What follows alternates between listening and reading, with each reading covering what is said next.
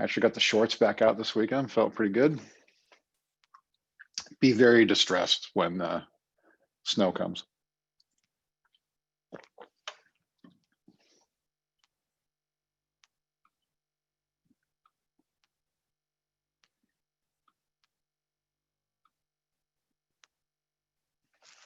Okay.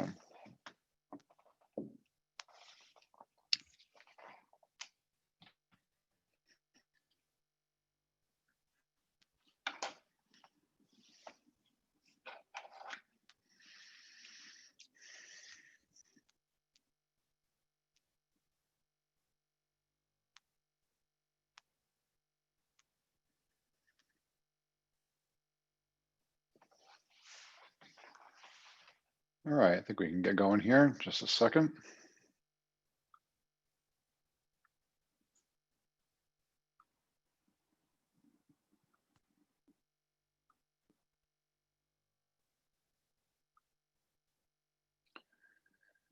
All righty, so, all right, so the last couple of weeks we've been talking about the illusion of time. That's really a fun topic. I hope you guys have enjoyed it as much as I have. So today we're going to talk about visualization, which again is part of the illusion of time, and I'll kind of explain that a little bit. So when we visualize things, we are actually jumping to the end and visualizing something and then working backwards, okay?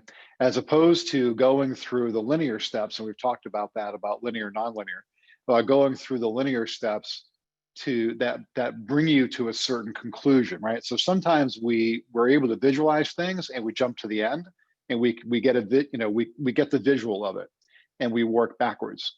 Other times we take a more linear approach, and there's no right or wrong to it, but we take a more linear approach, and we literally have to go through the linear steps of going along the way, of kind of taking the journey for the visualization to materialize.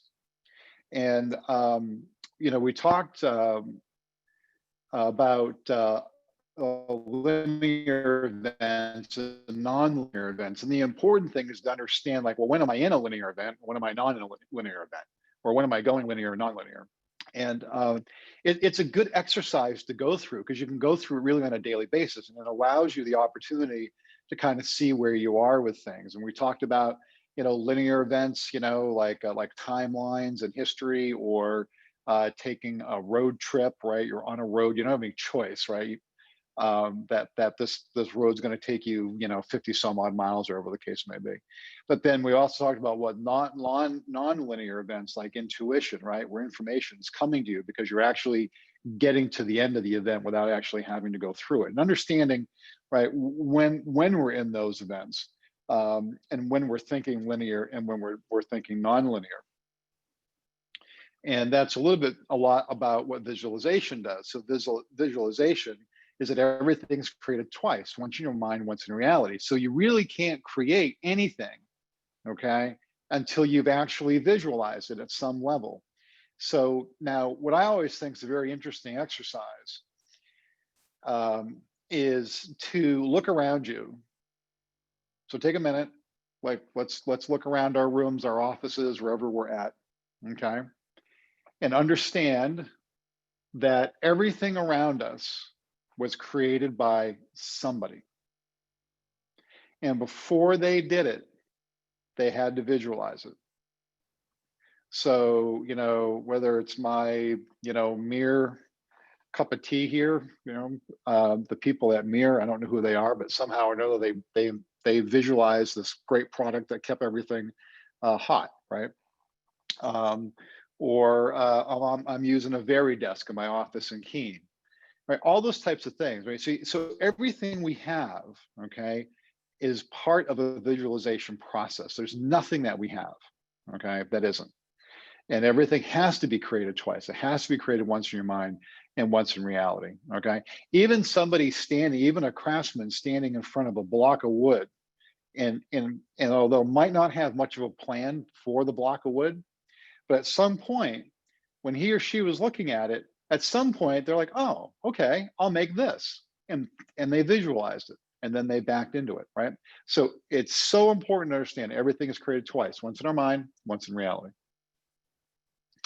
We also talked about kind of one of my favorite topics really is quantum mechanics and the observer effect. And I don't know if anybody had time to review that on your own, but it's super fascinating. And so basically quantum mechanics or quantum physics is the science of dealing with the behavior of energy and matter at an atomic or subatomic level, right?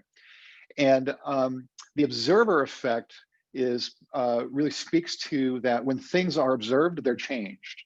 And so our atoms, molecules, particles, all those types of things that make up us, make up, you know, what our day-to-day existence is. When they're observed, they are changed. And one of the more interesting things about that is that in quantum theory, which has fascinated philosophers and physicists, is the fact that watching changes reality. Watching, being the observer, affects what's around you, and it affects the outcome of things.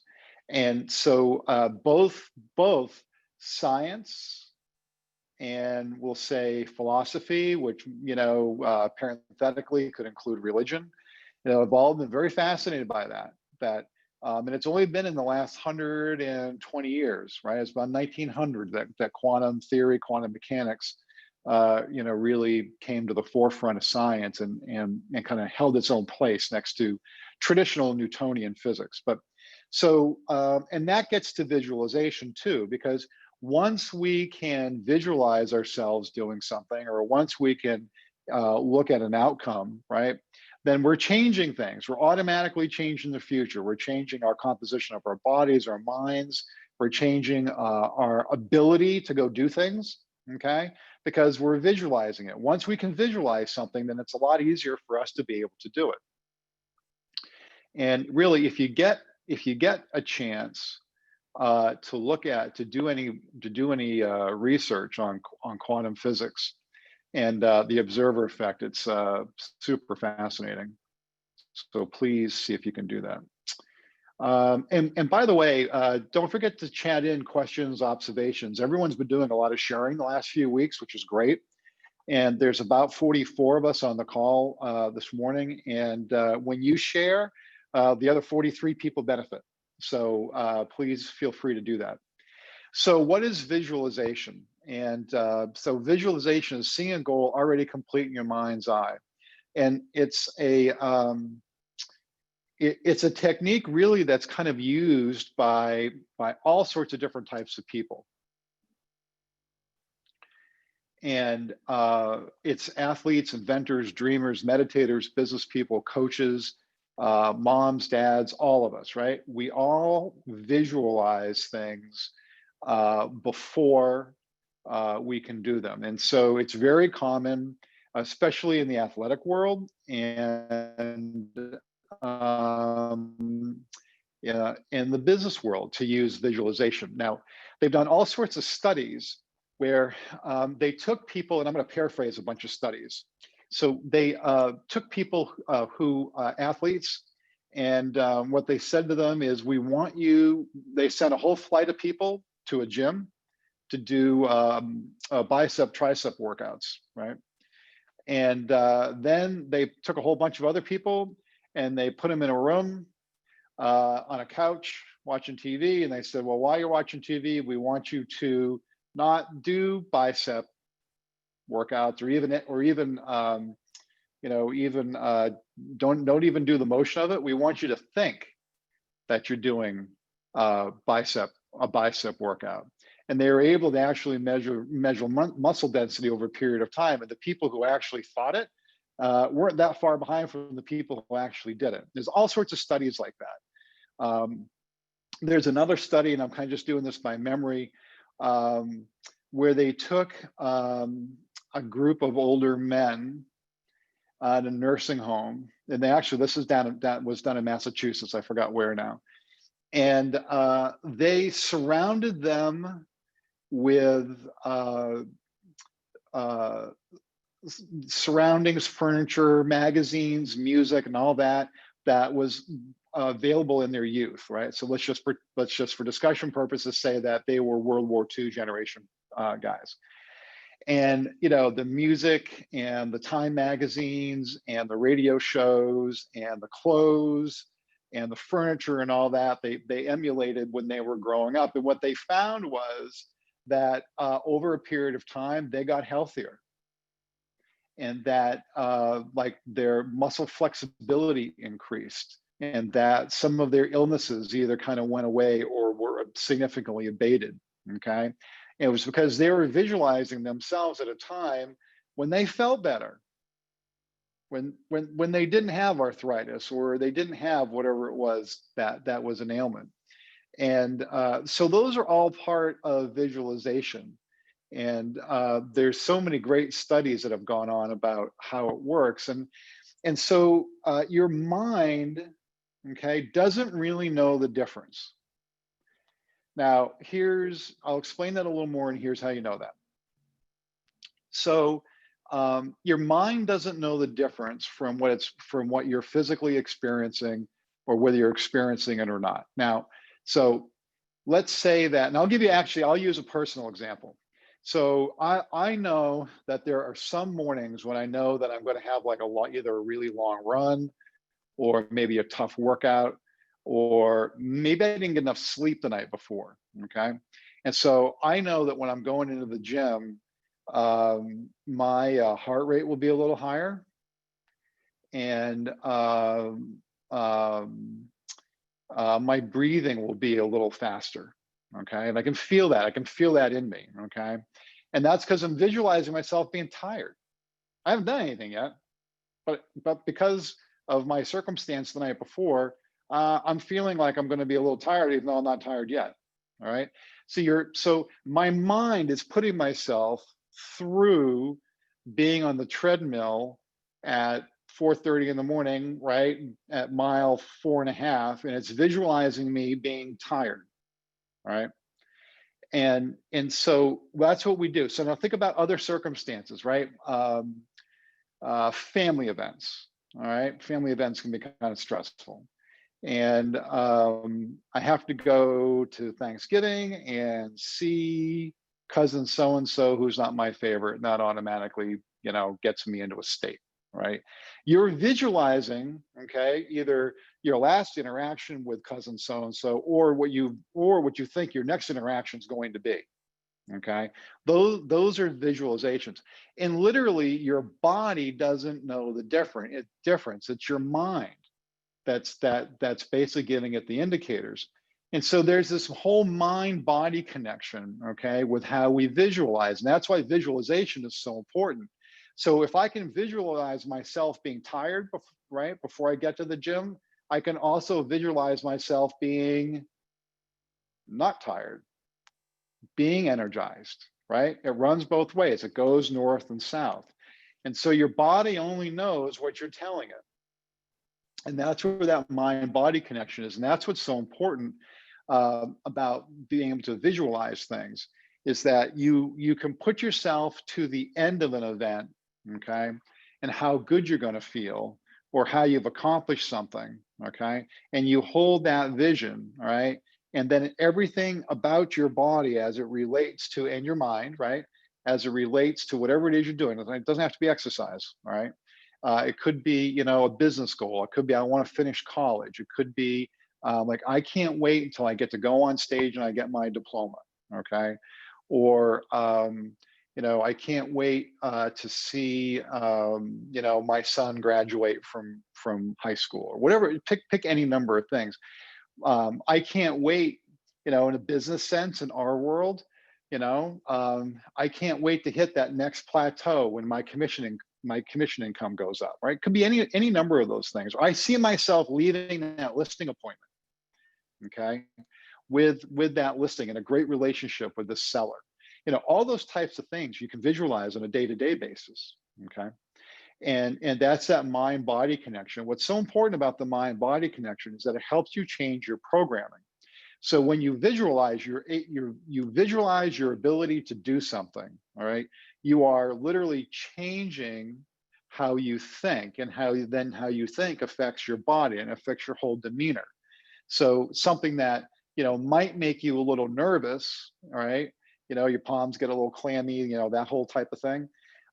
If you visualize a different outcome, all right, then you won't have the physiological effects, or less likely, or they'll be diminished. And so that's really what visualization does. It starts the process of changing your programming, and that's why so many people use it. So, the military uses it, the Olympics, the Olympics, the Olympic teams, really all across the world use it. Downhill skiers use it. You really take any type of sport where there's kind of some repetition and things like that. It gets used pretty widely, but we can use it every single day, right? Where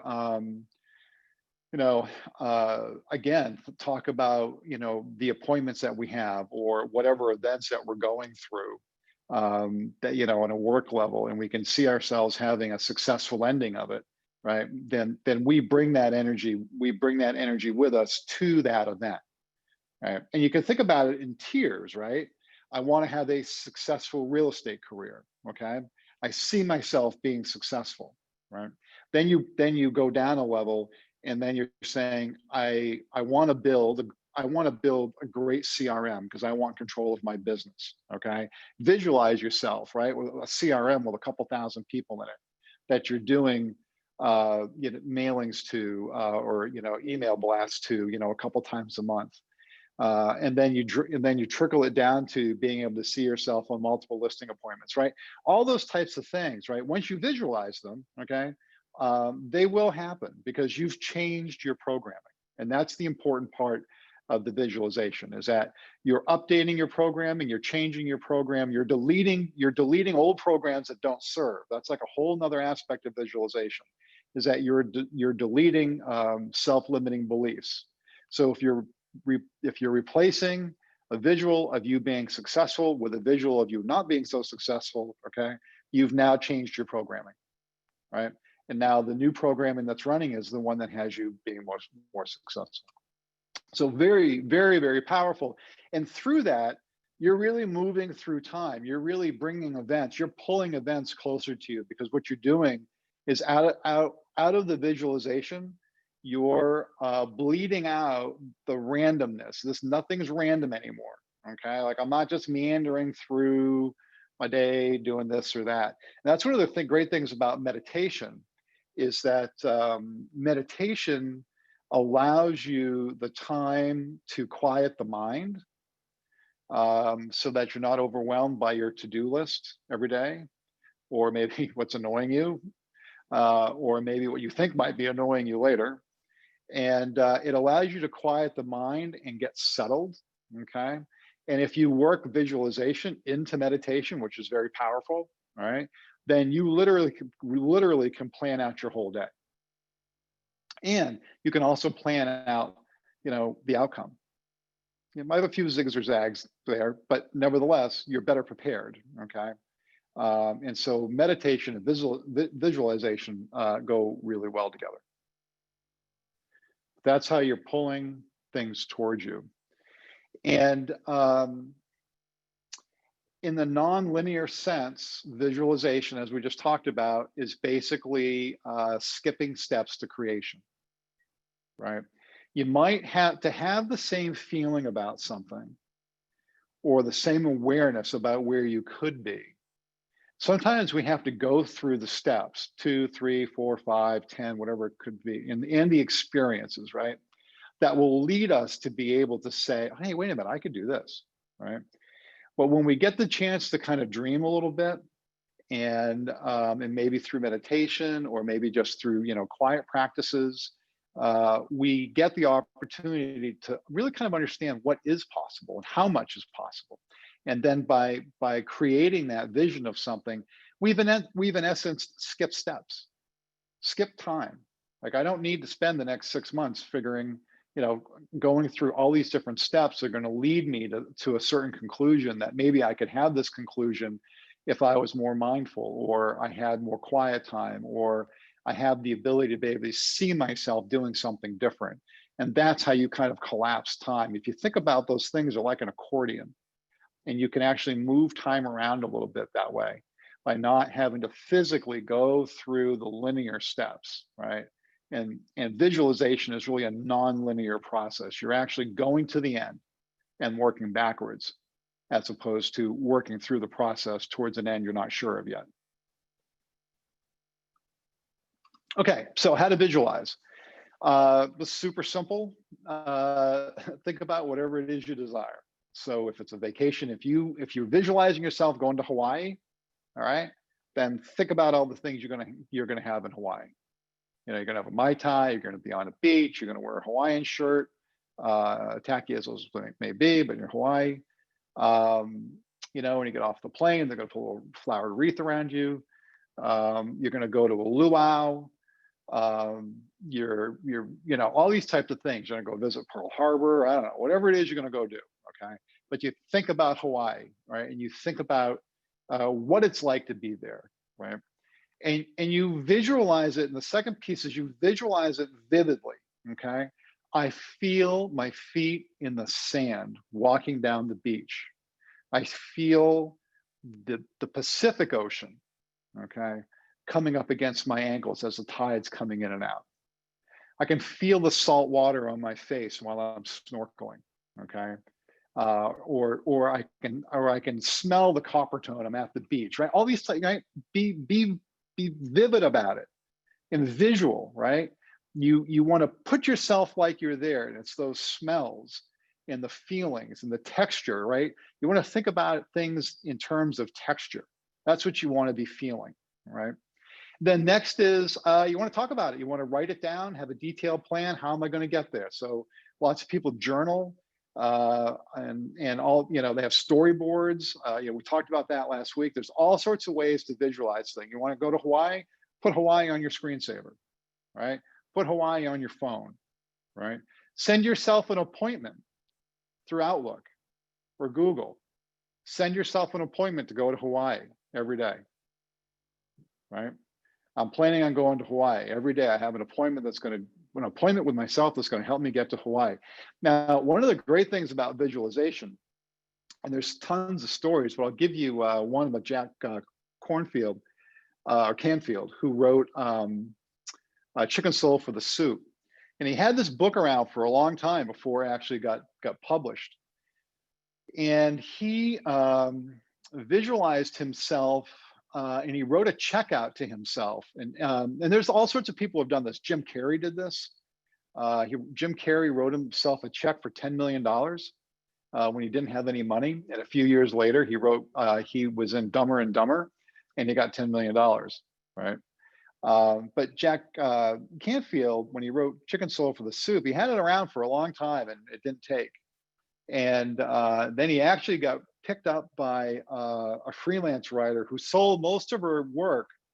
She was a freelance writer, but mostly for National Enquirer. And but she picked up on his book at a seminar that he did, and that's really how it took off. But he wrote himself out a check for $100,000. And then the following year, he actually got a check for $97,000. So so that's how visualization works. Talk about it, write it down, and then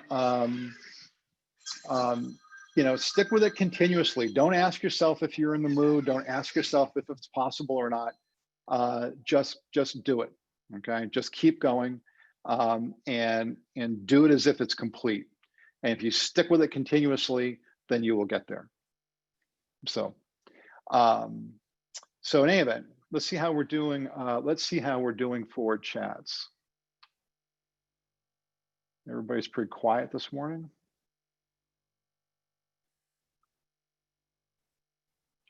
Yeah, there's really all sorts of cool stories about people who visualize things and, you know, how they come true. Well, a really common one is write yourself a check. You know, I've never done it, but I've read all sorts of stories about it, that it works out. You know, it works out really well for people because it's very visceral, and we can all, because of how we've all been socialized, right? We can all identify with it. Let's see, we got a chat coming in here. Yeah, yeah, Chrissy brought out The Secret. Yeah, The Secret's a really great book about visualization.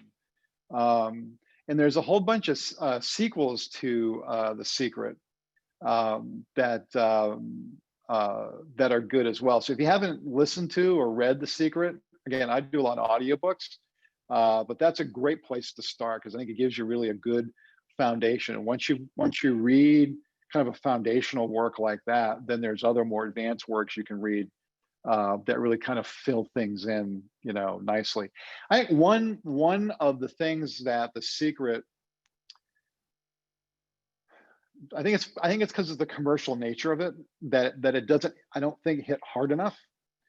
Although it touches on it, is the feeling of it, right? Feeling as if it's already complete. So it's one thing to visualize things because we all do that, but you have to merge together the visualization and the visualization in that feeling that it's already done. So like when we're talking about being in Hawaii, right? You know, I feel the sand, I feel the Pacific Ocean, okay? Not just any ocean, the Pacific Ocean, right? It's not like I'm walking on Hampton Beach, all right? I feel the Pacific. And those smells, right? You know, smells of the ocean, or you know, hiking on a volcano, or, you know, any of those types of things, right? That's what, you know, those are the things that you want to bring to yourself, and that will help you hold those images, because you know, smells, right, are very powerful. And so any of those types of things that help you hold that visualization, hold that image, will help you update and change your programming. So, all righty. Well, that's it for this week. It was great to be with everybody, and enjoy the nice weather this week, and we'll see everybody Monday. Take care.